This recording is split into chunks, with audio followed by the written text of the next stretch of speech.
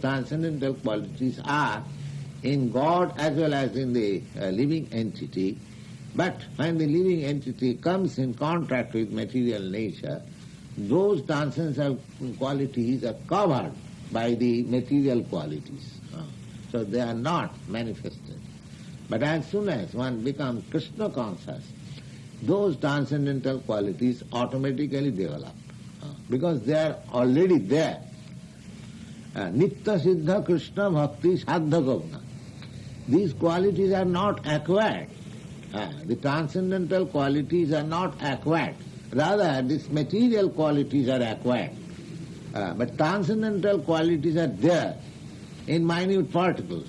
As the transcendental qualities are there in God, similarly transcendental qualities are in living entities also. But when they are covered by these material qualities, so the material qualities which we exhibit in the material world, that is acquired, but transcendental qualities are not acquired. So, nitya, siddha, krsna, bhakti, sadhya, kabhu, they are not acquired. Savanadi shuddha jitte karo udar. Those transcendental qualities again revise themselves by this process. Savanadi shuddha chitte. As you purify your heart by this process of hearing transcendental messages from Godhead, as your heart becomes purified, those transcendental qualities automatically develop.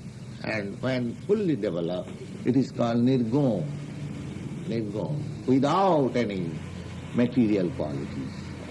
That Nirguna stage can be obtained, can be achieved in touch with the Nirguna, Krishna. Therefore it is stated, Sa sarvadik upadrashtya tang bhajan. Bhajan means by rendering devotional service to Him, that Supreme Lord, you get revived your transcendental qualities. And when you revive your transcendental qualities, that means you are liberated, you are happy, you are transferred to the spiritual world. Thank you.